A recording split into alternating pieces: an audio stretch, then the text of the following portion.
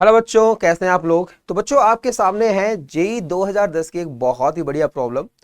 इस सवाल में क्या पूछा गया, for r equals to 0 1 and so on let a r b r c r denote the coefficients of x to the power r in the expansion of 1 plus x की power 10, 1 plus x की power 20 and 1 plus x की power 30। तो आपके सामने तीन expansion है, तो उनमें एक्स की पावर आर का जो कोफिशिएंट आएगा वो एक तरह से यहां बनेगा ए आर। पावर 20 है तो बी आर, और पावर 30 है तो सी आर। ठीक है, देन हमें ये समेशन पूछा गया। तो देखो यहाँ पर ये जो ए आर बी आर और सी आर है वो नोटेशन यूज में लिए गए हैं। तो देखो यहाँ पर अगर मैं ए आर की बात करूं, इसके अंदर एक्स की पावर आर का कोफिशिएंट डेफिनेटली क्या होगा, वो 10 सी आर होगा, है ना, क्योंकि पावर 10 है। इसी तरह से यहाँ पे क्या हो जाएगा 20 सी आर और लास्ट में 30 सी आर। तो देखो यहाँ पर इस समेशन की बात करते हैं अपन, तो समेशन है 1 से लेकर 10 तक, ये 10 सी आर है। अच्छा, ये बी 10 है, तो बी 10 की बात करेंगे तो 20 सी 10 होगा और B R 20 C R minus C 10। अगर हम सी 10 की बात करें तो देखो यहाँ पर ये बनेगा 30 सी 10 एंड ए आर यानी 10 सी आर, ये हो जाएगा। अब देखो यहाँ पर दो समेशन आपके बन रहे हैं अच्छे खासे, तो मैं दोनों को सेपरेट कर रहा हूँ। तो यहाँ पर अगर मैं इसका समेशन अगर देखूं तो देखो 20 सी 10 तो कांस्टेंट है, बाहर आएगा, तो समेशन के अंदर होंगे 10 सी आर और 20 सी आर, और समेशन है 1 से लेकर 10 तक। इसी तरह से अगर देखें आगे तो देखो यहाँ पे 30 सी 10 कांस्टेंट है, बाकी वेरिएबल क्या है 10 सी आर और आगे भी है 10 सी आर, इसका स्क्वायर समेशन करना है 1 से लेकर 10 तक। ठीक है, अब देखो यहां पर ये फेमस एक्सप्रेशन है कि एनसीआर के स्क्वायर का जो समेशन होता है वो होता है 2NCN, लेकिन शर्त यह है कि स्टार्टिंग भी अच्छी होनी चाहिए और एंडिंग भी अच्छी होनी चाहिए, मतलब यहाँ पे कोई भी टर्म मिसिंग नहीं होनी चाहिए। लेकिन आप देखेंगे यहाँ पर r इक्वल टू 0 मिसिंग है। अगर r इक्वल टू 0 लेते हैं तो ये बनेगा 2NCN, तो n यहाँ पे 10, तो अगर r इक्वल टू 0 लेते तो ये आंसर बनता 20C10। लेकिन 0 वाली टर्म तो है ही नहीं, तो उसको मैं वापस हटा रहा हूँ, तो वो हटाएंगे तो 10C0 का स्क्वायर हटाएंगे, बाहर कितना देखो 30C10।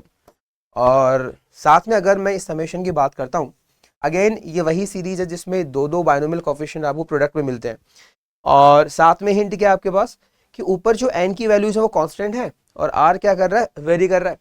तो ऐसा कहाँ पे होगा, जब आपके पास ऐसे दो एक्सपेंशन प्रोडक्ट में होंगे और x की पावर समथिंग का कोफिशिएंट आपको पूछा होगा।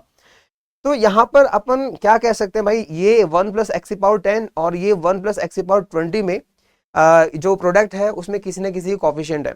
किसके कोफिशिएंट है वो पहचानने के लिए आप ये ध्यान रखिए कि जो सब्स्टिट्यूट जो कॉन्सेप्ट जो एडिशन है वो हमेशा क्या होना चाहिए, फिक्स होना चाहिए। तो देखो यहाँ पर इनका जो एडिशन वो 2r आ रहा है, लेकिन ये तो वेरिएबल है, तो इसके लिए आप किसी एक को चेंज कर सकते हो। जैसे मैं इसको चेंज कर रहा हूँ, इसको लिख सकता हूँ 20C 20 माइनस आर। अब आप देख सकते हो ये कांस्टेंट है, तो कितना आ रहा है 20 आ रहा है। तो एक तरह से 1 प्लस एक्स की पावर 10 और 1 प्लस एक्स की पावर 20 के प्रोडक्ट में ये एक्स की पावर 20 का कोफिशिएंट होगा, यानी एक तरह से ये होगा 30C20। लेकिन ये चीज तभी लिख सकते हो जब आपके सामने सारी टर्म्स मौजूद हो। अगेन आप देख सकते हो यहाँ पे r बराबर 0 मिसिंग है, तो r बराबर 0 के हिसाब से यहाँ पर टर्म क्या बननी चाहिए 10C0 और 20C20 जो 1 होता है तो वो आप वापस हटाओगे, और ये है 20C10, तो ऐसा कुछ बनेगा। तो ये बन रहा है 20C10 और 30C20 माइनस 20C10, और यहाँ पर 30C10 और 20C10 और प्लस में क्या बनेगा, ये 1 बनेगा। तो आप देख सकते हो यहाँ पर 1 टाइम 30C10 है ना, 1 टाइम 30C10 ऐसा कुछ बन जाएगा। तो यहाँ पर ये 20C10 है, 20C10 तो आपको यहाँ भी दिख रहा होगा।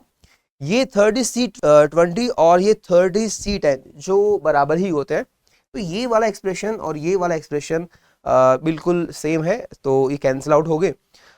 तो बचा अपने पास 30C10 और माइनस 20C10, है ना। तो ऑप्शन देखो यहाँ पे 30C10 माइनस 20C10, तो 30C10 को अपन क्या लिख सकते हैं, हम लिख सकते हैं C10 लिख सकते हैं ना, ये C10 है, और साथ में माइनस 20C10 इसको लिख सकते हैं अपन B10, तो ये आंसर होगा C10 माइनस B10, यानी हमारा लास्ट वाला ऑप्शन बिल्कुल सही होगा। अब आपके सामने मैं एक प्रॉब्लम और दे रहा हूँ, और ये बढ़िया प्रॉब्लम है, IIT JEE 2014 की प्रॉब्लम है, तो इसको खुद से अटेम्प्ट करें और जो भी आपका आंसर है कमेंट बॉक्स में रिप्लाई करें।